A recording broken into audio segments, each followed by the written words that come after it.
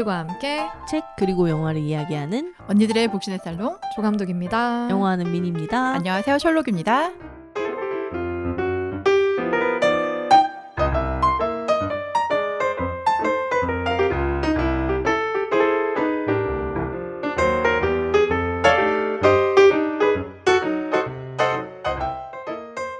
우리 이제 다음 주면은 아니다. 방송하는 주인가? 살롱 송년회가 맞아요. 준비되어 있어요. 각자 12월 연말 엄청 또 바쁘게들 보내게 될 것 같은데 뭐 계획들이 있어요? 연말 계획? 저 뭐 백수여가지고 지금 글을 써야지 하는데 제발 쓰기 시작했으면 좋겠고, 이제 연말이니까 이제 막년에 돌아다녀야죠. 또 술 먹고 운동하고 또 괴롭게 이제 자책하면서 왜 어제 그렇게 술을 먹었을까. 헐. 그렇게 12월은 그렇게 보내게 되지 않을까 싶어요. 저는 겨울을 사실 되게 무서워하거든요. 추위를 많이 타서.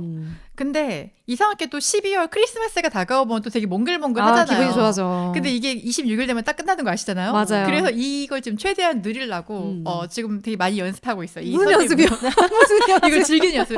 일어나자마자 약간 캐롤 들고 그러니까 뭔가 이 12월을 온전히 누리고 싶어서 이걸 좀 매일매일 하고 있고요. 그리고 이게 참 저는 그냥 이런 게 있어요. 새해든 뭐 연말이든 결심을 하는 순간 그냥 하는 게 맞다라고 항상 생각하는데 연말이 되면은 좀 이게 정리를 해야 될 것 같은 느낌이 자꾸 들어. 맞아요. 새해를 한 해를 또 돌아봐야 될 것 같고 맞아. 또 발전할 것도 찾아야 될 것 같고 이게 좀 습관되어 있는 게 있는 것 같아요. 올 한 해를 어떻게 보냈지? 맞아. 나에게 몇 점을 줄 수 있을까? 막 이러면서 생각을 해보게 되는데 근데 생각해보면 매년 그냥 똑같은 것 같아.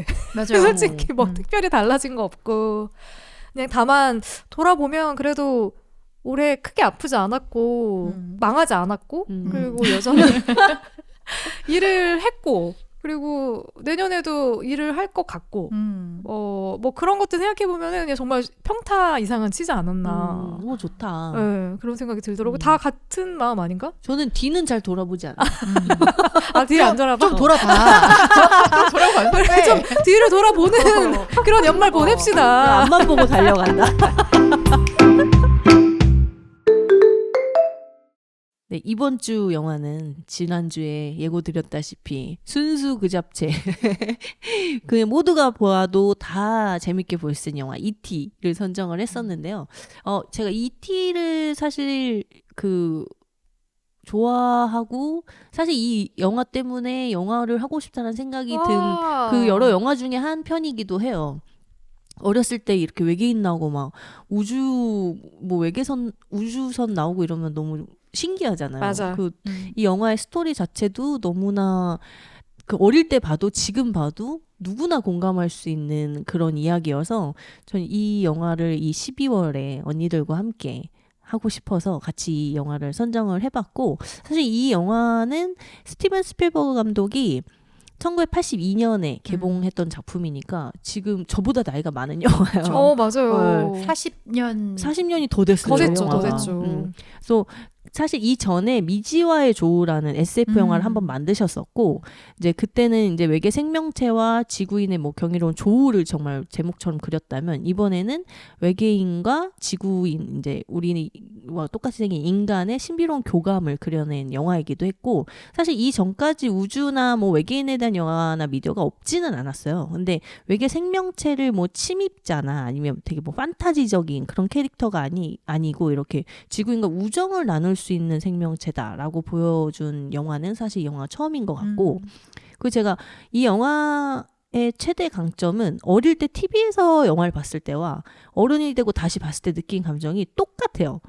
그게 이제 지금 우리는 이 나이는 동심이라는 게 사실 정말 요만큼 있을까 말까 하지만 그 나에게 남은 찌끄러기 같은 동심을 이 영화를 보면서 조금이나마 느낄 수 있는, 그래서 저는 어제도 다시 보면서 막 울다 웃다 아주 그냥 혼자 막 난리 부르스를 쳤는데, 이게 삶에 치여서 우리가 사느라 잊고 있었던 어떤 순수했던 그 시절을 돌아보게 만드는 그런 영화인 것 같고, 또 스티븐 스필버그가 언젠가는 어린이였던 모든 어른에게, 그리고 어른이들 모든 어린이들에게 바치는 영화라고 둘 다 봐달라 라고 얘기했던 영화였는데 그 말이 무슨 의미였는지 어제 또 다시 알게 된 것 같아요. 또 이 감독님 제가 되게 좋아하는 감독님 중에 한 분이고 스티븐 스필버그요? 제가 이상향으로 생각하는 만들면서도 즐겁고 행복한 영화를 많이 만드신 분이에요. 맞아요. 사실은 뭐 신들러 리스트나 되게 뭐 다크라고 하기엔 좀 그렇고 이제 본인이 유대인이시니까 그것에 대한 이야기를 하고 싶어서 사실 그 영화는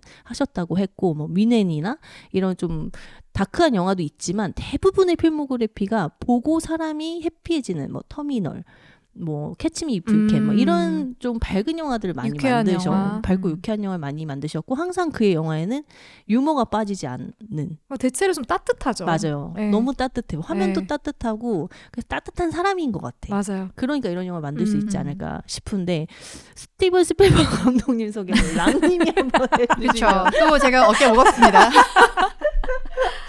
스티븐 스필버그 감독하면 저한테 사실 블록버스터 하면 가장 먼저 떠오르는 감독이긴 해요. 그 저 개인적인 추억이 있어요, 이분하고. 저 예전에 그 뉴욕 살 때 그 친구가 브라이덜 샵을 해서 아파트에 갔는데 같은 아파트였던 거예요. 스필버그 감독하고. 그래서 엘리베이터에서 만났어요. 근데 제가 얼굴을 보고서 이름이 기억 안 나는 거야. 그래서 제가 하는데 그때 제가 기억났던 게 린다 해밀턴 남편이었잖아요. 맞아. 그래서 내가 거기다 대고 린다 해밀턴 남편이랬는데 그때 이혼한 상태였거든요. 근데 그거밖에 기억이 안 나는데 되게 좋았던 게 뭐냐면 제가 이름을 기억 못하고 계속 하고 있으니까 얘기해보라고 이렇게 저한테 유도해줬던 약간 그런 좋은 모습이 기억나서 개인적인 추억으로 간직하고 있다. 세상에 직접 만났네. 인성도 아주 그냥 그분은 날 기억하지 못하겠지만 일단 스필버그 감독은 현대 영화계에서 몇 안 되는 상업적인 성공과 비평적인 찬사를 동시에 받은 이런 감독이라고 평을 받고 있고요. 지금 아까 주요 작품들을 몇 개를 언급을 해주셨는데 미니님이 저한테 가장 떠오르는 작품은 조스. 진짜 어릴 때 잘 때 남양 영화 이런 걸 TV 많이 방송되잖아요. 맞아. 그럼 저는 이거 보고 나서 잘 때 발을 항상 이불로 덮고 잤어요. 그리고 우리가 오늘 소개할 E.T.도 너무 재밌게 봤고 또 저의 인생작 중에 하나인 인디애나 존스 시리즈도 이제 감독을 하셨는데 이게 모험 영화의 또 클래식이죠. 맞아요. 그리고 또 정말 유명한 주라기 공원도 연출하셨고 맞아. 주라기 공원 있었어. 라이언 일병 구하기도 맞아요. 있었고 또 마지막으로 쉰들러 리스트 맞아. 등등 사실 너무 많은데 사실 저희가 지금 제목 듣고 모르는 작품 하나도 없잖아요. 그 정도로 정말 훌륭한 감독님이시죠. 맞아. 돈도 많이 벌었을 것 같아. 부럽습니다. 네.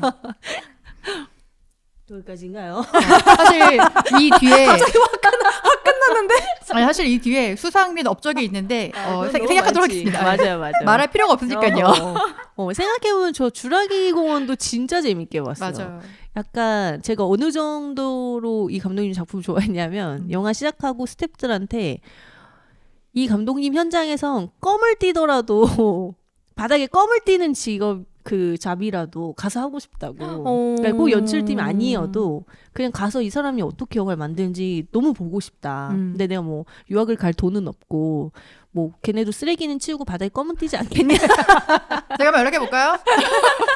이제라도 늦지 않았어. 그래서 지금부터. 지금도 많이 시켜주면 사실 무보수로 가서 할 수 있을 것 같아. 그 정도로. 그 현장에 들어가게만 해줄 수 와. 있어요. 그래서 그 정도로 저는 감독님들이 사실은 어떤 식으로 연출을 하시는지를 보는 게 제가 이 스텝 일을 하는 어떤 큰 이유이기도 하거든요. 물론 뭐 제가 나중에 감독이 되고 싶어서 그거에 대한 연습일 수도 있겠지만 감독님들이 어떻게 현장을 진행하고 그 감독의 인성이 영화에 어떻게 나타나는지에 대한 것들을 공부하는 것도 사실 이 영화 일을 하는데 꽤 큰 이유를 차지하고 있어서 꼭 한번 만나고 싶다 나도. 엘리베이터에서라도. 그럼 너무 좋겠다. 그러니까 그땐 제가 스티븐 스필버그라고 정확히 불러줄 텐데. 그래서 이 영화는 사실 모든 분이 알고 계시겠지만 그래도 은근히 아는데 안 보신 분들도 많아요. 그래서 우리 조업님이 줄거리를 한번. 네, 근데 정말 친절하게도 미니님이 그 네이버 줄거리를 긁어주셔가지고 이걸 베이스로 설명드리면 되겠다. 근데 어느 한적한 마을의 숲속, 여기서 보니까 캘리포니아로 나오던데요. 우주선이 나타납니다. 그리고 그 우주선에서 내린 외계인이 등장을 해요. 그리고 그 외계인이 뭔가 식물들을 이렇게 표본 채취하듯이 채취하는 그런 모습으로 이어져요. 근데 생김새도 굉장히 이걸 어떻게 설명 우리가 아는 그 외계인이에요. 항상 그 옛날에 그 뭐죠?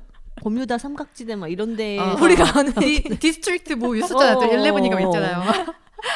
근데 그 와중에 정부의 정보 요원들, 비밀 정보 요원 같은 사람들이 막 나타나면서 급작스럽게 우주선이 떠나버리고 그 표본을 채취하던 외계인이 남게 됩니다.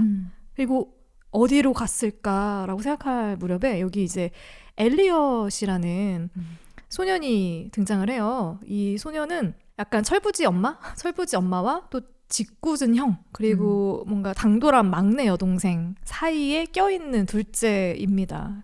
가족사를 잠깐 얘기를 해야 되나? 아버지가 새 여자친구랑 같이 멕시코로 떠났어요. 그래서 엄마가 멕시코 얘기만 하면 울어. 눈물을 흘리고. 근데 그런 가족사가 잠깐 보여지고 그 집에서 나타난 외계인을 이 엘리엇이 만나게 된 거죠. 그러면서 관계를 형성하게 되는데 이름을 이티라고 지어줍니다. 그리고 그 이티가 이 영화의 제목이 되는 거고요. 근데 이 이티하고 이 엘리엇 사이에 묘한 어떤, 이게 초능력이라고 얘기해야 되나? 감정과 어떤 육체적 그쵸. 감각, 그쵸. 감정과 감각이 이티가 텔레파시를 사용해서 네. 공감을 할 수 있는 거예요. 네. 감정이 연결이 되는 거예요. 감정과 감각이 연결이 돼서 이티가 예를 들면 뭐 술에 취한다 그러면은 얘도 술에 취하고 이티가 아프다 그러면 얘도 아프고 이티가 춥다 그러면 얘도 춥고 약간 이런 거를 느끼게 되는 상태가 된 거예요. 이건 좀 되게 흥미로운 설정이죠. 둘의 관계가 먼저 시작이 되고 그리고 형과 여동생까지도 이티의 존재를 알게 되면서 이티를 이제 보호하고 숨겨주고 그러면서 이티가 원하는 게 무엇인지 집으로 돌아가고 싶겠죠. 그래서 집으로 돌아가게 해줘야 되는데 그 과정에서 이제 이 비밀 정보 요원들이 이티가 어디에 있는지를 발견을 하게 되고 이티를 찾아서 오는데 과연 그 뒤에는 이티가 어떻게 될까요? 너무 궁금하다. 발각이 될까요? 무사히 집으로 돌아갈까요? 어떻게? 이 영화는 전형적인 할리우드 스토리이기 때문에 여러분이 생각하는 그 스토리로 갑니다. 그래서 이 영화는 사실 우리가 어릴 적에 동심 그 잡채일 때 기분을 볼 때마다 다시 느끼게 해주는 영화인데 사실 절대적인 순수를 그린 영화를 꼽으라고 하면 저는 항상 이 영화 제일 먼저 생각나는 것 같아요. 그런 의미에서 언니들은 어릴 때 외계인을 믿었나요? 지금은 어떤가요? 저는 예전에도 믿고 지금도 믿어요. 왜냐면 이 거대한 갤럭시에 우리가 유일한 이성을 가진 존재다라는 건 좀 자만인 것 같고 또 너무 외롭잖아. 다들 그런 상상하지 않나? 네. 진짜 외계인 있을 거라고? 내가 외계인 걸 생각 안 해봤어요? 예전에 그거 있잖아요. 브리트니 스피어스 외계인이다. 맞아, 그러니까 외계인 소리 이렇게 있어. 돌아간다고. 근데 저는 의외로 어릴 때 저는 안 믿었어요. 그러니까 약간 정확한 증거나 이런 자료가 없으면 어릴 때부터 되게 의심부터 하고 보는 성격이어서 그래서 제가 기독교 그 교회도 가다가 말았어요. 나는 먹을 거 주면 갔는데. 초코파이 때문에 가긴 했지. 그랬다가 오히려 지금은 있다고 믿어요. 근데 왜냐하면 랑님처럼 이 큰 우주 은하계 우리만 살아있는 지능을 가진 존재라는 건 사실은 그 말이 안 되는 것 같기도 하고 또 우리 사이에 누군가 뭐 있다면 나한테 좀 보여줬으면 좋겠다. 나도 믿고 싶다. 벗어 빨리. 그래서 그 존재를 좀 봤으면 좋겠네. 그래서 지금 이 영화 속의 엘리엇이 좀 부럽기도 하다. 나도 저렇게 어릴 때 어떤 이런 미지의 존재를 만나서 그런 추억이 있었으면 얼마나 좋았을까. 그런 생각을 이 영화를 보면서 했던 것 같고 그리고 또 엘리엇이 사실 되게 이티가 생긴 게 너무 저는 되게 귀여워요. 저는 이티가 귀엽게 보이는데 딱 처음에 봤을 땐 모두가 그 막내 여동생 드류 베리모어 같은 반응을 할 그런 외형이잖아요. 근데 이런 외계인이 갑자기 우리 집에 찾아왔어. 근데 뭐 말은 안 통해. 그러면 언니들은 이 벌거벗은 외계인을 받아준다, 내쫓는다. 어떨 것 같아요? 그러니까 참 이게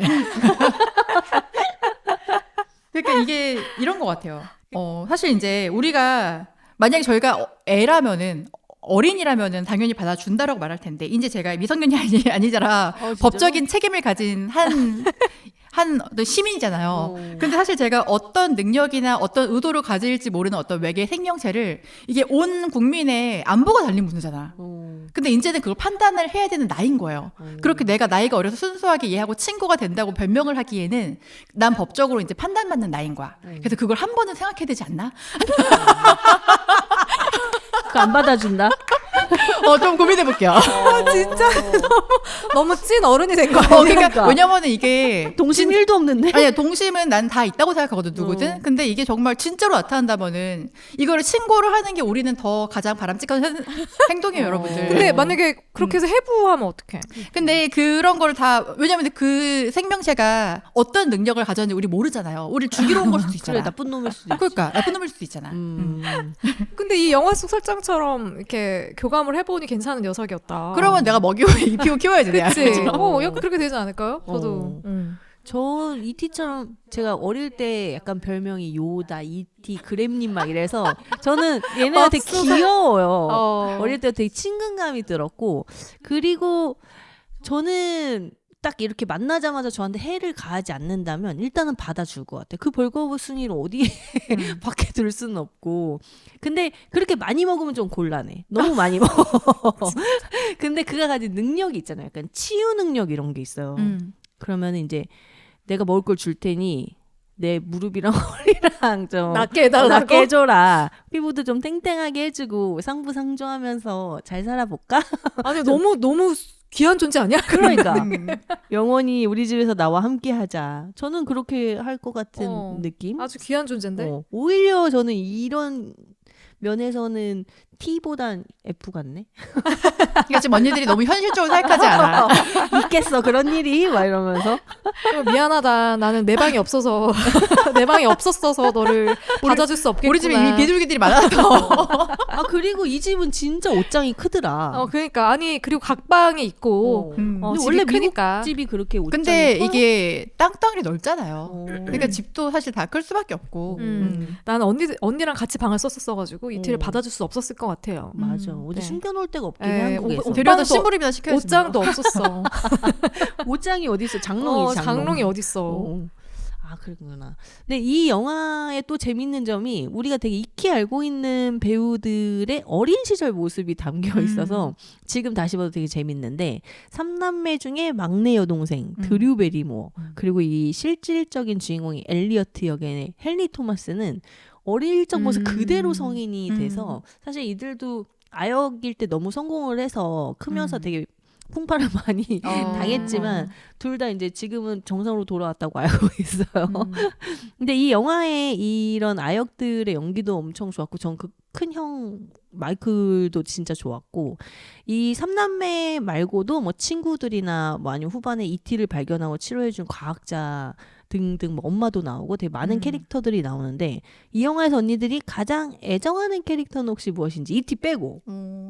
애정하는 캐릭터? 저는 사실 이제 영화에서 어릴 때 보고 지금 되게 오랜만에 다시 본 거거든요. 근데 드류 베리모어 말고 사실 다른 배우들은 잘 모르겠어요. 근데 드류 베리모어는 사실 훌륭한 배우로 성장을 해서 그 중간중간 어릴 때 모습이 많이 소환이 됐었잖아요. 중간중간. 그래서 되게 아직도 그 귀여운 모습 다 기억하고 있고 정말 똑같이 컸잖아요. 맞아. 너무 귀여워. 너무너무 지금 그때 그 모습 어릴 때 모습 그대로 지금 똑같이 나이만 들어서 그냥 사실 이렇게 뭐라고 해야 되지?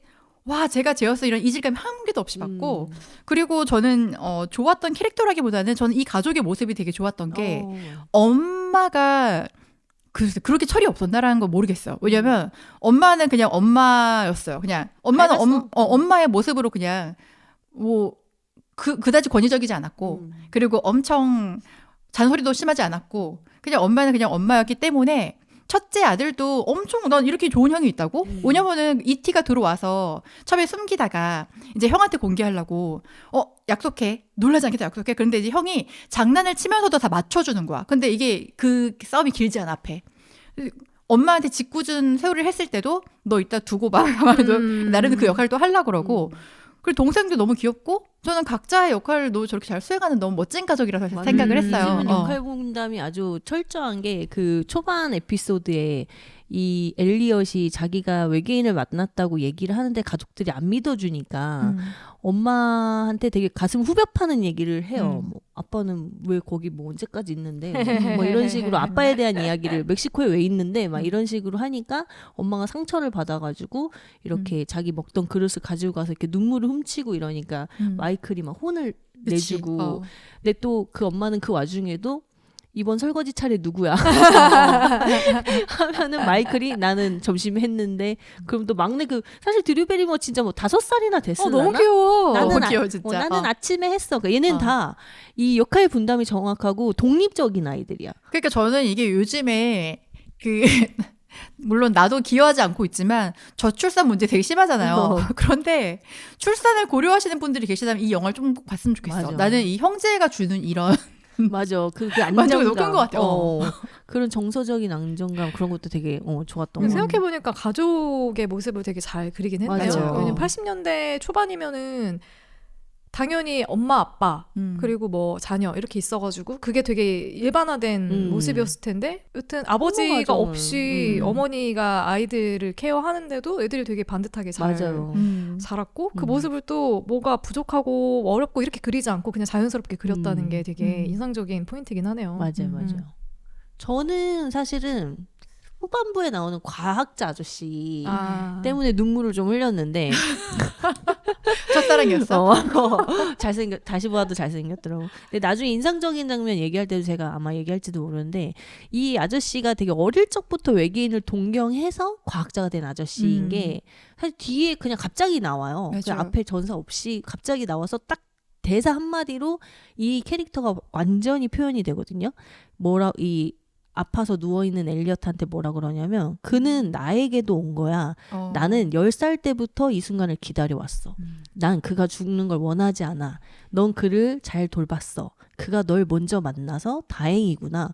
라고 막 엘리엇을 되게 이렇게 우쭈쭈 해주면서 부러우면서 나도 보고 싶은데 걘 막 이런 우는 거 아니에요? 어릴 적부터 그 동경했던 어떤 대상을 되게 포기하지 않고 그 공부하고 정진해서 만나게 된 거잖아요. 그렇게 됐을 때 얼마나 설레이고 행복한지 이 갑자기 나타난 이 캐릭터가 한 방에 이해시켜줘서 전 너무 좋았어요. 나중에 이제 마지막에 이티가 떠날 때 애들 엄마 옆에 이제 서 계시거든요.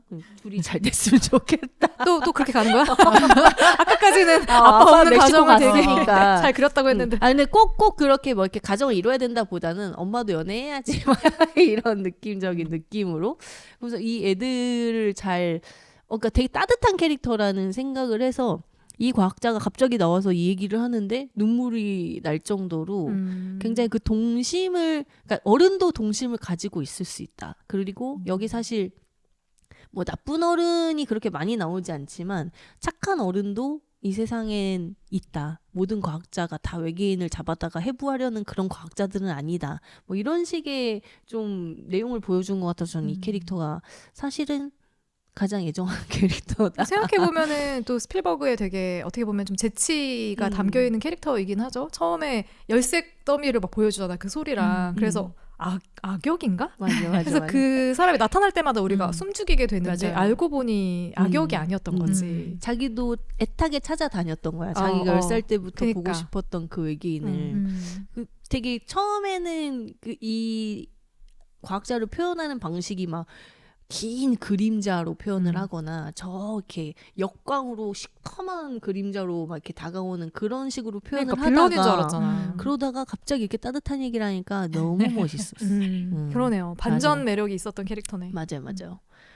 그리고 이 3남매는 이티가 나쁜 외계인이 아닌 걸 알고 이제 이티가 자기 행성으로 이티 홈, 이티 폰 홈 계속 이러니까 자기 행성으로 돌아갈 수 있게 되게 물심양면으로 도와주거든요. 근데 이 이티가 집에 가기 전까지 만나서부터 집에 가기 전까지 엄청 재밌고 귀여운 에피소드들이 너무 많아요. 이 애들도 귀엽고 이티도 귀여워서 그 과정 중에 언니들이 가장 기억에 남는 에피소드는 혹시 있으세요? 저는 좋아하는 장면 진짜 저도 맞아요. 많은데. 네. 저는 그 스필버그 감독님이 스타워즈의 조지 루카스 감독님이랑 친하잖아요. 근데 이 영화에 스타워즈가 자주 언급이 돼요. 처음 이제 집에 들어온 이티한테 엘리엇이 막 장난감을 설명해주면서 스타워즈 캐릭터를 막 이렇게 설명해줄 때도 너무 웃겼고, 왜냐면 그 스타워즈 나온 지 10년도 채 안 된 상황에서 자기도 SF 영화를 만들었고, 그런 거에 대한 그 자기의 길을 먼저 간 친구 감독에 대한 약간 그런 경외심 이런 게 느껴지기도 했었고, 그 또 할로윈데이에 흰 시트를 이티한테 씌우고 데리고 나갔는데 요다 분장을 한 아이가 지나가니까 이티가 이렇게 따라가면서 홈 이러면서 걔를 쫓아갔는데 거기서도 막 빵 터졌고, 그 요다도 또 되게 친근감이 느껴졌고, 그리고 제가 제일 좋아하는 장면은 엔딩 쪽인데, 이제 이티가 그 이제 자기 우주선이 자기를 찾으러 다시 오니까 엘리엇한테 같이 가자고, 우주선 타고 자기랑 같이 가자고 하니까 엘리엇이 자기 못 가니까 엄마를 한번 보자. 네가 가지 마 하니까 이티가 이제 가슴을 손으로 이렇게 가리키면서 아우치 이러는데 너무 귀여우면서 막 눈물이 주룩 나면서 그 둘의 우정이 되게, 그 사실 대사 뭐 없잖아요. 홈 아우치 막 이러는데도 그리고 그 엘리엇이 연기를 너무 잘했어. 그래서 맞아요. 되게 이 보는 내내 웃다가 막 그랬던 것 같아. 저만 좋은 장면이 많았나 봐요. 아니요. 저는 그냥 이게 우리가 E.T.라는 영화를 생각하고 또 찾다 보면 항상 나오는 장면이 있잖아요. 맞아요. 근데 저는 그 장면이 그냥 가장 인상이 깊긴 했어요. 손가락? 손가락도 그렇고 자전거를 타고 이제 하늘을 나는 약간 그런 장면. 그러니까 길이 이게 도망가는 장면에서 이제 들키잖아요. E.T가 우리 집에 있는 걸. 그래서 이제 쫓기는 거야. 이 정보 요원들한테. 그래서 이제 그 형 친구들하고 엘리엇하고 다 같이 이제 E.T를 앞에 태우고 도망가는데, 이 하늘을 나는 장면도 너무 좋았고, 아까 그 말씀하신 그 할로윈 파티 가는 장면에서도 늦겠어라고 했는데 진짜 갑자기 하늘을 날다가 이 달 앞으로 슝 지나가는 유명한 장면이 나오잖아요. 명장면이죠.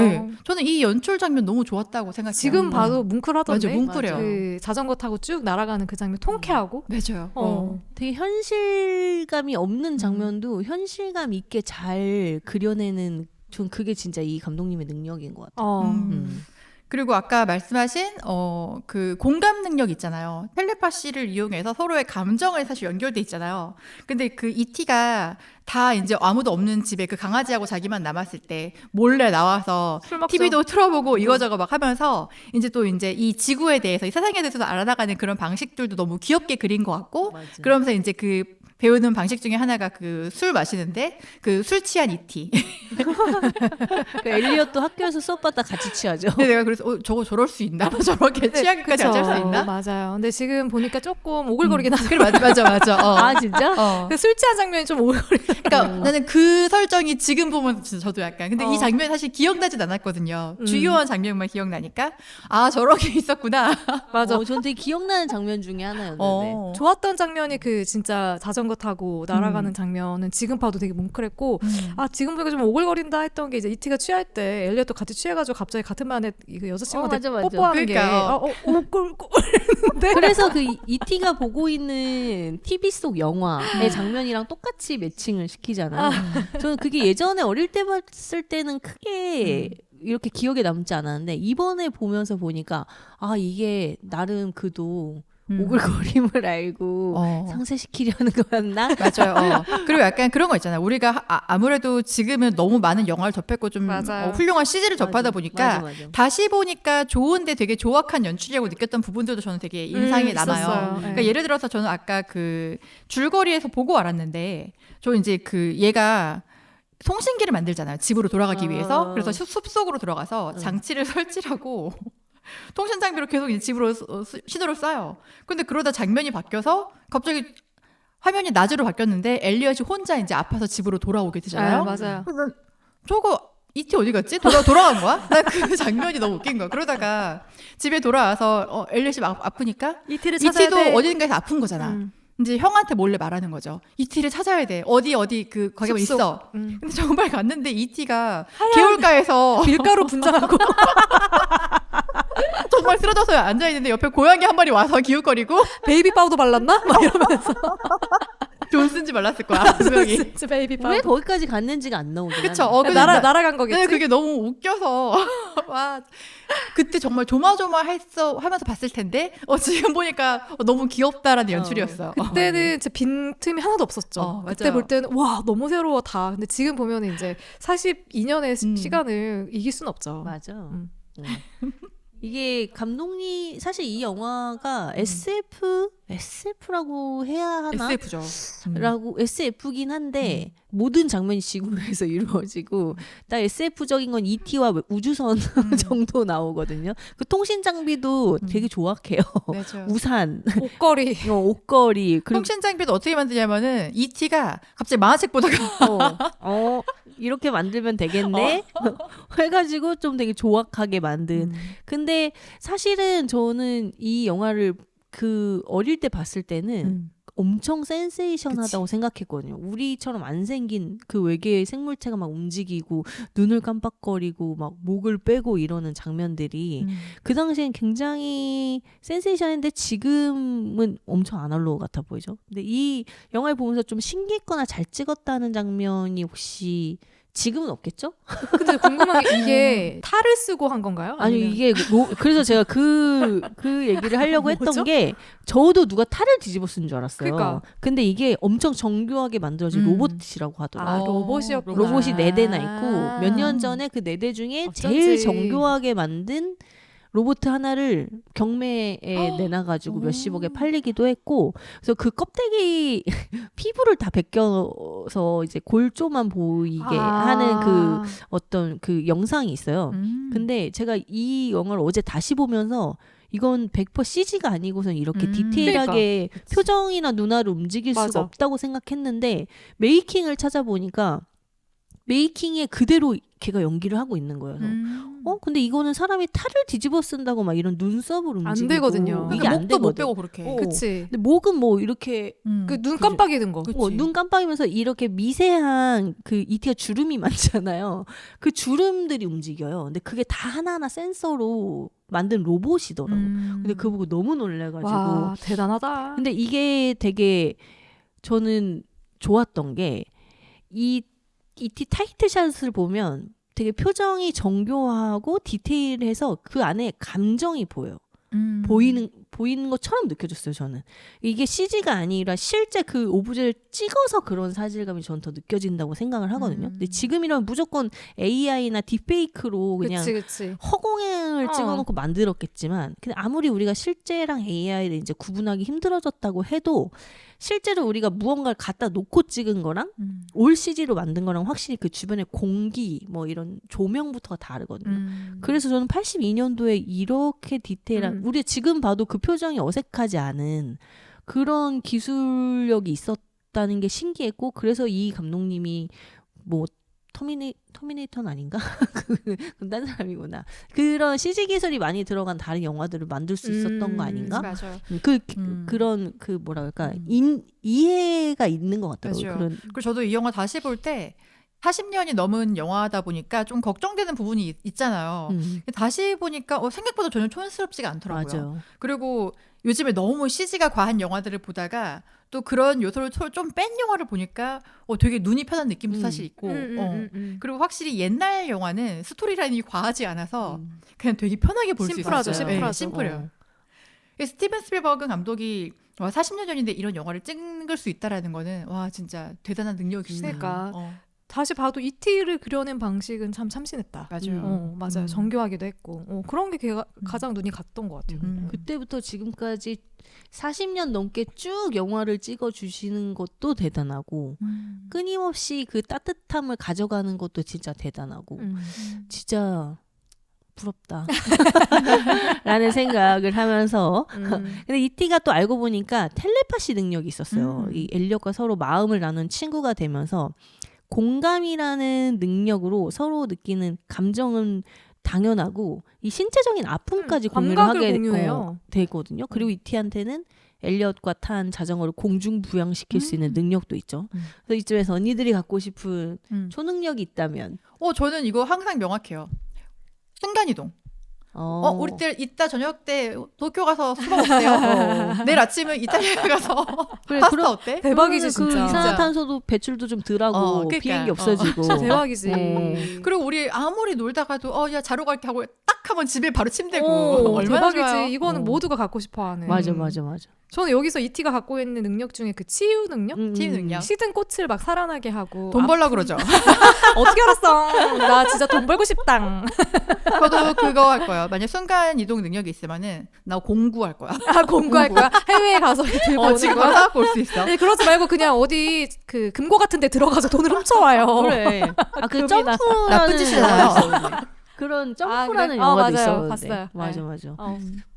저도 아까 얘기했다시피 그 치유 능력이 제일 좋고, 그 치유 능력이 사실 다른 영화와 좀 다른 건 대부분의 영화에서 치유 능력을 가진 캐릭터는 자신의 어떤 뭐 생명이나 이런 건강을 포기하면서 남을 살리는 그런 능력인데, 이티는 그냥 약간 모두 주기만 하는, 맞아. 그렇다고 뭐 자기가 그것 때문에 아프거나 뭐 죽지는 않는 그런 능력이어서 더 탐이 나고 그래서 제 도가니와 디스크를 좀 치료하고 싶고 공중부양하는 거 너무 편하죠. 그 공중부양하면 사실 뭐 공간이동 뭐 나라까진 안 돼도 그래도 이 교통체증은 좀 줄일 수 있지 않을까 싶으면서 서로 공중부양하다 박치기하고 막 그렇지, 그러는 그렇지. 거 아니야? 공중부양이 안 되면 축지법이라도 좀 배우고 싶다. 나처럼 한 번에 가요. 한 번에 가면 그럼 제일 좋고. 그래서 이티가 가진 초능력, 어릴 때는 그런 상상을 되게 많이 해봤던 것 같아요. 내가 저런 능력이 있으면 맞아. 나는 어떤 능력을 달라고 할까? 뭐 로또를 맞으면 뭐 하지 마 이런 생각 어릴 때 진짜 많이 했는데 어느 순간부터는 그런 상상이나 이루어지지 않을 법한 일은 아예 생각을 안 하게 되는 그런 나이가 된 것 같아서, 아니면 제가 또 튀어서 그런가? 이게 뭐 샤워할 때 아무 생각 안 하거든요, 저는. 근데 샤워할 때 막 이 지붕이 천장이 무너져 내리면 어떡하지? 이런 상상을 하시는 분들이 있다면서요. 그러니까 저는 사실 그런 거 아니에요. 저는 N이 발달하다 보니까 어떤 게 있냐면, 저는 만약에 혹시 로또를 사잖아요. 이거 당첨되면 뭐 하지라고 생각하면서 하루를 다 보낼 수 있어. 그러니까 저는 저런 생각을 아예 안 하거든요. 샤워하면서는 들어가면 샴푸, 그다음에 린스, 그다음에 양치, 뭐 막 이런 식의 생각만 하지 그 안에서 아무 생각도 안 하거든요. 좋은 거예요. 편하잖아. 스트레스 안 받잖아. 그리고 막 무너진다는 상상해봐. 그게 맞아. 스트레스 받아. 근데 그거는 부모님. 되게 아무나 살 수 없는 상상이다. 그 그럼. 무너지는 거는 진짜. 그런 제 친구 중에 그런 친구들이 많아요. 그래서 저를 되게 신기하게 생각해요. 난 민희님 같은 사람이 부러워. 상상을 조합님도 너무 많이 하는 그러세요? 편이니까. 조합님도 상상 많이 네, 하니까. 뭐 무너지는 상상은 안 하지만 그냥 이불킥 하는 상상. 내가 왜 이랬지? 막 이런 샤워하면서 그런 상상 많이 하죠. 그래서 약간 저는 이티의 공감 능력이 되게 부럽기도 하지만, 이 공감 능력이 너무 뛰어나서 옆에 있는 소중한 사람이 내가 느끼는 고통이나 아픔까지 똑같이 느낀다고 하면 저는 사실 그게 좋은 건가 싶기도 하거든요. 그런 능력은 축복일까 저주일까? 그런 것까지 포함해서 가지라고 하면 갖고 싶으세요 혹시? 아니요. 전 굉장한 저주라고 생각하고, 나는 나여야 되고 쟨 쟤여야 되고, 이 공감이라는 게 사실 똑같이 느낀다는 게 공감이라고 생각하지는 사실 않거든요. 근데 들키지 않고 싶은 나에도 마음이 있을 거 아니야. 근데 그거를 누군가 똑같이 느낀다라면 그거 나는 그 사람 별로 안 볼 것 같은데. 너무 이건 공감이 저주나? 돼서 못 본다. 아니 공감이 되는 게 아니라 이게 공감이라고 생각하지 않으니까. 그치, 막 셜록님처럼 아픈 걸 똑같이 아프게 느낀다고만 생각하면은 너무 고통스러운 저주겠죠. 근데 그런 생각은 하는 것 같아. 그러니까 전 세계의 사람들이 공감 능력이 엄청 뛰어나다, 다 모두가. 그러면 전쟁이 안 일어날 것 같다. 맞아. 그런 생각은 해요. 그러니까 그런 면에서의, 그런 부분에서의 공감 능력이라고 하면은 되게 좋은 또 축복이 아닐까? 이런 생각도 해봐요. 네. 이게 좋은 걸 나누는 공감 능력은 참 좋은 일인데, 내가 느끼는 아픔과 고통까지 쉐어한다는 건 조금 미안할 것 같기는 해요. 근데 누가 이티를 이렇게 보고 쓴 블로그 글에, 상대가 기쁘면 나도 기쁘고 상대가 슬프면 나도 슬프다라는 공감이 사랑의 가장 기본적인 요소이며 어떤 시련이 닥쳐도 이겨나갈 수 있는 힘을 주는 가장 강력한 원천이다라고 쓰셨더라고요. 근데 저는 그럼 사랑을 잘 모르나 봐요. 저는 좋은 것만 공유하고 나쁜 건 차라리 둘 중에 한 명만 겪는 게 나은 것 같아. 사랑이 없는 건지 동심이 없는 건지. 그래서 이런 공감 능력 중에 뭐 좋은 건 쉐어하고 나쁜 거 고통은 너 아니면 나 둘 중에 하나만 받자. 전 약간 이런 느낌. 그래서 이 외에 번외로 하나 더 여쭤보자면, 만약 언니들이 ET의 입장이 되어 본다고 쳐요. 만약에 내가 자고 일어났는데 어느 우주 행성에 뚝 떨어져 있는 거예요. 근데 거긴 지구랑 비슷한 환경이야. 근데 모든 게 한 500년 전인 거예요. 그러니까 발달이 덜 된 거지. 근데 내가 거기서 막 요가를 하고 물구나무를 하고 막 슬립백을 하고 막 영어를 하는 게 그 시대 사람들한테는 내가 초능력자로 보이는 거예요. 그럼 나는 초능력자로 그곳에 산다? 아니면 ET 홈에서 집에 돌아온다? 어떤 선택을 하실 것 같아요? 그러니까 여기서 나 어저께 이거 되게 웃었거든요. 이 질문 보고. 그러니까 제가 거기서 되게 성공한다라는 그런 컨셉인 거죠. 그죠. 무조건 초능력자로. ET처럼 ET가 우리가 보기에 치유 능력이 있어서 그 능력은 아무도 이 시대에 안 갖고 있는 근데 것처럼. 그게 나는 무슨 의미가 있을까 싶은 거예요. 왜냐면 그 시대에 있으면. 내가 사랑하는 가족과 친구들이 우리 그 홈에 있는데 그게 내가 어떤 성공이나 어떤 능력을 가진데 의미가 있을까? 그런 생각해요. 지금 이 시대의 지구에 살아가는 것보다는 좀 편하게 살 수 있지 않을까? 능력자. 누가 봐도 능력자니까. 그런 상상을 해보았어요.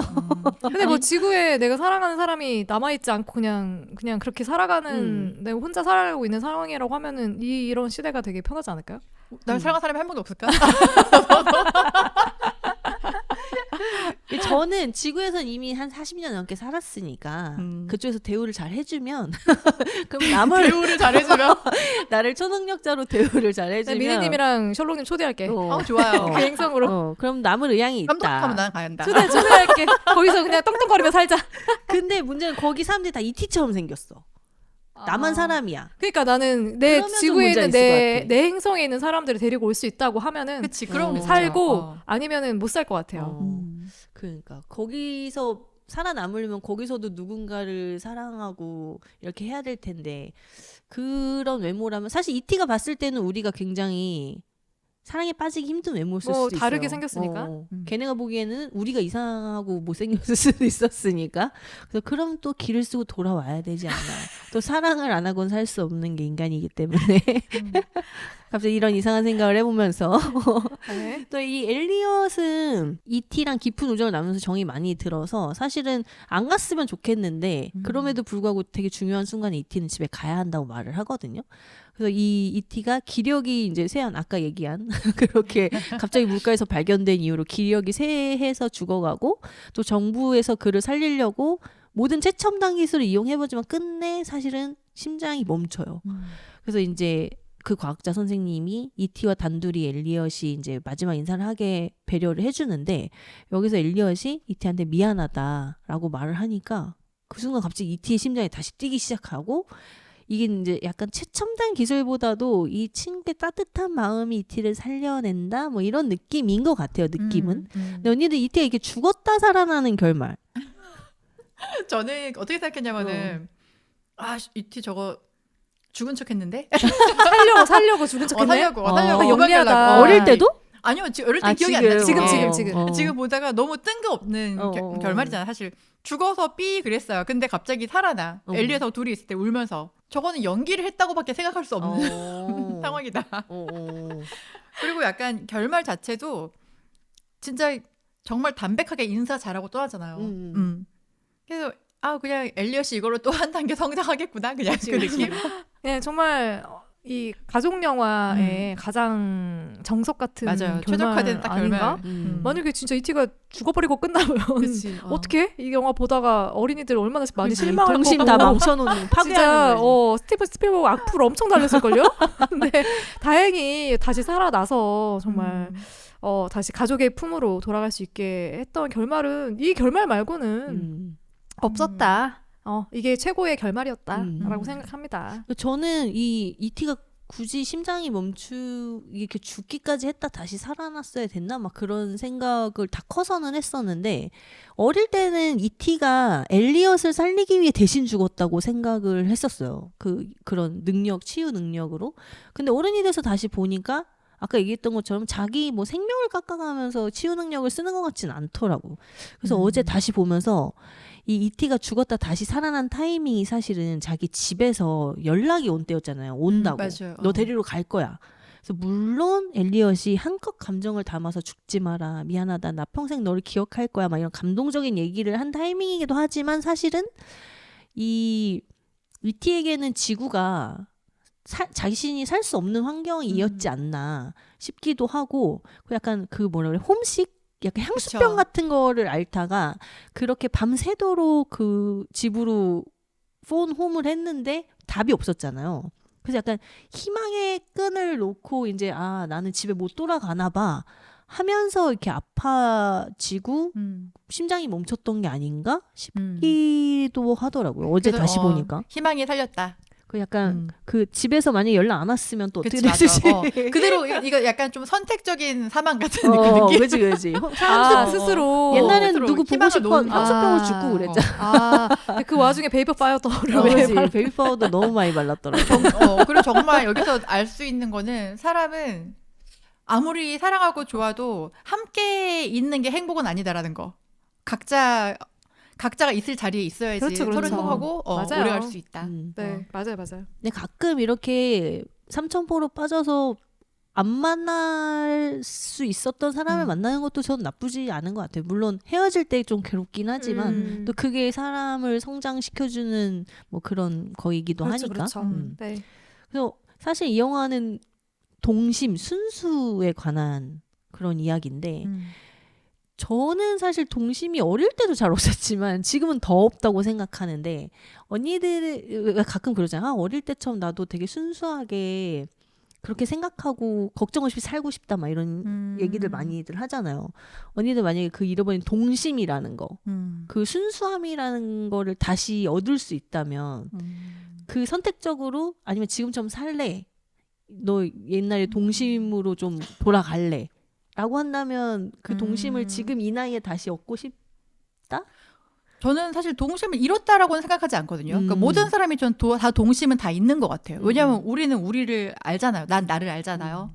아직도 18살 소녀 같은 걸 다 알잖아. 자기 자신을 보니까. 나 아직 되게 철없는 것 같고, 나 너무 애 같고. 근데 안 그런 우리 척 하는 모두, 거고. 그쵸. 나는 다 이제 이 사회에서 살아가려고 연기를 한다라고 생각하는데, 그 연기가 너무 이제 나를 잡아먹어버리고 너무 이제 오래되면은 잊을 수는 있지만 그게 없어진다고 생각하진 않거든요.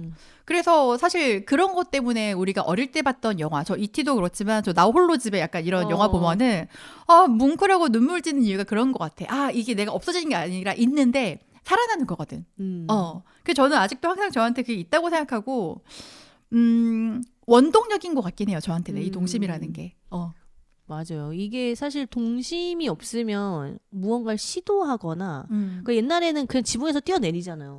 슈퍼맨 보면 망토만 달고 그냥 뒤를 생각하지 않고 그냥 앞으로 나아가는 그런 게 또 일종의 약간 모험심이고 그 순수함인데 그런 게 이제 물론 나이 들어서 또 지붕에서 뛰어내리고 이러면 그러면 도라이지만 약간 그런 무모한 시도 이런 걸 해볼 수 있는 동심 이 저에게 조금 더 있으면 나는 좋겠다라는 생각을 하기는 해요. 이런 영화 볼 때마다 그 예전에는 굉장히 막 되게 그냥 마냥 좋게 보였던 영화가 지금 보면서 좀 눈물을 짓게 되는 것 자체가 이미 내가 동심이 좀 모자란 것 같아. 아니야 여기 어딘가 있어. 끌어내면 돼요. 끄집어내야겠어. 그래. 맞아. 그리고 이 영화는 사실 되게 명대사들이 많아요. 그 명장면들도 많고 되게 우리가 어릴 적 혹은 지금도 생각만 하지만 입 밖으로 잘 내지 않는 그런 이야기들도 많이 이 대사로 많이 나오는데 언니들이 생각한 이 영화의 명대사를 하나씩 꼽아주신다면? 나 명대사가 있었나 싶어. 아 진짜? 왜냐면 장면은 사실 되게 기억이 많이 나는데 명대사가 사실 저는 여기서 기억나는 게 그냥 I'll be right here. I'll be right here 하고 E.T. phone home 그 두 개밖에 사실 없거든요. 아우치. 근데 그 뭐지? 저는 이번에 그 다시 봤을 때 드류 베리머가 굉장히 귀여워서 너무 귀여워. 멕시코가 뭐야? 명대사? 이 정도 그냥 장면은 기억이 되게 많이 남는데 대사가 되게 와닿진 않았던 것 같아요 사실. 저는 그 대사 진짜 방금 얘기했던 항상 거기 있을게. 그게 머리를 맞아요. 가리키거든요. 그러니까 너는 나를 계속 기억할 거고 기억하는 것 자체가 함께 계속 있다라고 믿게 되는 거잖아요. 제가 그거 생각했어요. 아, 스필버그 감독 T다. 아 왜? F만을 심장을 가리켰어. 아 그래 머리를 가리켰다. 머리를 가리켰다. 그게 그래서 그 지점 때문에 작별하지 않는다랑도 되게 맞아. 연결이 된다고 연결됐어. 생각했어. 알게 모르게 연결이 된 건가. 네. 저는 마지막 그 엔딩 그 이들이 헤어지는 그 장면들에 나왔던 대사들이 다 되게 좋은데 막내가 막 드류 베리모어가 막 뛰어오면서 너한테 마지막 인사하려고 왔어. 그러니까 이티가 얘한테 하는 마지막 말이 말 잘 들어. Be nice. 말 잘 들어. 와 이렇게 진짜 오빠처럼 그렇게 얘기해주고 또 자기를 막 이렇게 많이 도와준 마이클 큰형한테는 고맙다고 얘기하고 그 엘리엇한테는 또 같이 가자. 이게 너무 그러니까 저는 이 이티가 야치가 너무 웃긴다. 을은 아닌 것 같아.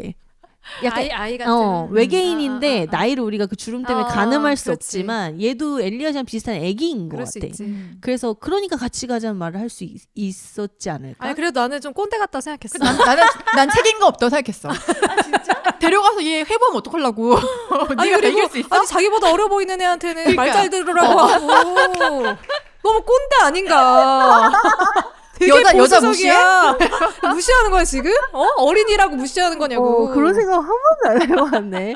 뭐 얼마나 헤어지기 싫었으면 그랬을까. 나는 마음이 되게 아팠는데 또 이티한테는 또 가지 말라고 그러고 이 둘이 그렇게 서로 얘기하는 게 너무 좋았고 그 과학자 아까 얘기했던 그 대사들도 좋았고 뭐 중간중간 너무 재밌는 에피소드들이 많았던 것 같아요. 항상 여기 있을게 그것도 좋았고 그랬네. 유인님의 인생 영화여서 좋았네요. 그러니까요. 그러면 우리가 크리스마스 시즌이기도 하고 이 동심 가득한 영화를 너무 유명해서 안 본 언니들도 분명 있을 거예요.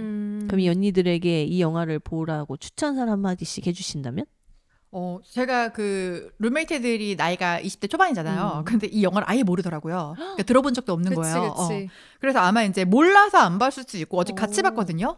그런데 이제 얘들은 사실 너무 CG에 익숙한 세대여서 그냥 같이 웃으면서 봤어요. 하하 웃으면서 봤는데 그 약간 그 설레임과 약간 그런 따뜻함이 나만 느꼈어. 그러니까 나는 기억하는 세대인 거야 이거를. 그래서 스티븐 스필버그 감독에 대한 얘기를 할 때 우리가 항상 따뜻함을 항상 심어놓는 감독이라 우리가 얘기할 수 있는 거는 누가 그런 얘기를 썼더라고요. 그런 따뜻함이 있는 시대를 살아본 감독이어서 아마 그걸 잘 그려낼 수 있는데 앞으로는 이런 감독 못 나올 수도 있다라는 얘기를 누가 한번 평을 한 적이 있었어요. 근데 그럴 수도 있다라고 생각해요. 근데 그런 세상을 살아가는 세대일수록 더 찾아봐야 되지 않을까라는 생각도 하게 됐어요. 그럼 비둘기들은 우리만큼 따뜻함을 느끼지 못한 거예요? 따뜻함을 느끼지 못하고 왜냐면 이제 얘들은 이 영화에 대해서 그러니까 저는 영화를 바라보는 거는 사실 이제 이 사람도 사람이지만 그 이 영화를 바라보는 그 세대 그리고 걔들이 이제 가졌던 경험 다 이런 거에 따라 다르잖아요. 근데 뭐 아직은 학생이기도 하고 그리고 영화를 그냥 오락으로 보는 아직은 세대이기 때문에 더 나은 CG나 기술들을 접했던 세대다. 그렇기 때문에 이게 크게 오진 않은 것 같아. 근데 저는 좀 이해가 돼요. 왜냐면 저는 사실 ET를 봐서 좋을 것 같은 사람들은 그때 봤던 사람들. 맞아, 봤던 사람들. 네. 그 시기에 ET를 봤던 사람들이 한 번 더 향수를 느끼면서 보기엔 좋은 영화지 아예 안 봤다가 이 영화를 처음으로 접하게 된다면 좀 비둘기들과 비슷한 느낌을 정말로? 받을 수밖에 없을 거로 그 사이에 또 좋은 영화들이 너무 많이 나왔고 촘촘한 스토리와 촘촘한 캐릭터들이 등장하는 영화들이 너무 많이 나왔기 때문에 사실 거기까지 기대하는 거는 우리의 욕심일 수도 있다는 생각이 들어서 저는 그래서 잊고 있었는데 다시 한번 끄집어내서 보고 싶은 언니들에게 추천해주고 싶어요. 네. 저는 약간 그럼 저도 이거 약간 업자만 있는가 봐요. 저희는 고전을 보면서 공부를 하잖아요. 그러니까 이게 약간 일종의 고전은 물론 뭐 스토리나 뭐 기술적으로 굉장히 지금 영화와는 비교를 할 수 없지만 그 고전에서 느낄 수 있는 고전만의 매력이 있어서 사실 옛날 영화들을 저희는 찾아보고 그걸 공부하기는 하는데 약간 그런 의미에서 저는 모두가 다 바뀔 거라고 생각했나 봐 똑같이. 아닐 근데 수도 있어. 맞아. 미희님 내가 고전 책 선택하면 되게 아, 싫어하잖아. 그건 아니야. 그건 싫어. 고전 책은 싫어. 이기적이다. 영화만 좋아. 이기적이다. 아, 고전 책은 싫어. 아, 그러네. 그런 건가 봐. 네, 그런 느낌이라고. 이제 알겠어요? 이제 알겠어요. 그냥 내가 좋았으니까 내가 그때 되게 좋았고 지금의 내 취향과도 크게 다르지 않기 때문에 나는 되게 감동을 받지만 아닐 수 있는 사람들이 더 많다는 그러네. 거죠. 아, 완전 이해했어요. 여튼 82년도 작품이라는 걸 알고 보시면 좋겠다. 그렇습니다. 네, 그런 추천 드리면서 오늘 영화 이야기 마무리하고 저희가 공지를 드립니다. 이 방송을 마지막으로 다시 돌아오지 않을 건 아니고요. 놀랬어요.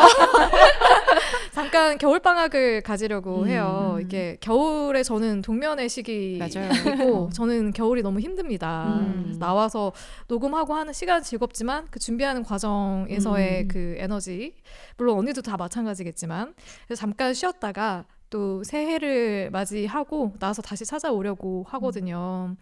그래서 저희 방송 이렇게 그동안 열심히 들어주신 우리 청취자분들 계신데 덕담 한마디 이 자리를 빌어서 좀 해드릴까요?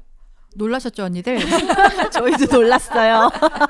그치만 날이 추워서 잠깐 우리가 쉬러 가지만 또 따뜻한 봄은 돌아오니까요. 맞아요. 그동안 언니들도 함께 쉬시면서 또 놓치셨던 방송 있으면 다시 들으면서 저희 그리워해 주시고 그리고 언니들도 이제 한 해 동안 너무 고생하셨는데 연말 진짜 푹 쉬시고 겨울잠 푹 주무시고 그리고 또 한 해를 좀 새롭게 새로운 준비와 새로운 마음으로 다시 힘차게 시작하셨으면 좋겠습니다. 맞아요. 저도 예전에 우리 한번 방송 쉰 적 있잖아요. 네. 그때 지난 방송들 들으면서 버텼었거든요. 와. 이불킥. 근데 한 3달 정도 지나니까 이제 다 듣고 또 우리 새 에피소드 듣고 싶다 할 때쯤 조은우님이 연락을 주셨어요. 다시 녹음을 시작할 때입니다. 그래서 오케이 하고서는 녹음을 했었는데 그렇게 길지 않은 시간일 거니까 그 이전에 안 들으셨던 에피소드 다시 들으시면서 저희 잊지 말아주시고 곧 다시 돌아오겠습니다. 새해에는 글쎄 저는 항상 막 엄청난 계획을 세우는 편은 아니어서 아프지 않고 그냥 잘 현재를 살아나가자 그 정도 아프지 말았으면 좋겠다. 언니들도 저도 그냥 건강하게 하루하루를 그냥 평소보다 조금 더 행복하게 그냥 기분 좋게 기분 좋은 정도 진짜 씹어먹지만 그런 하루하루가 모이면 그 1년이 되게 행복한 맞아요. 1년이 되지 않을까라는 네. 생각이 들면서 우리가 건강하고 행복하게 조금 기다려보자고요. 그러니까요. 일단 추운 겨울을 잘 나는 게 맞아요. 가장 우선인 것 같고 겨울에 감기들 또 얼마나 많이 걸려요. 미끄러지지 마시고 네, 그죠. 우리 또 골절 조심하시고 네, 진짜 겨울 잘 보내고 저희가 따뜻해지기 전에 따뜻해질 무렵에 다시 찾아오도록 할 테니까 연말 연초 계획들 잘 또 세우시고 잘 보내시고 저희 방송 또 열심히 들어주시고 댓글 달아주시고 계시면 다시 돌아오도록 하겠습니다. 미리 새해 복 많이 받으세요. 안녕.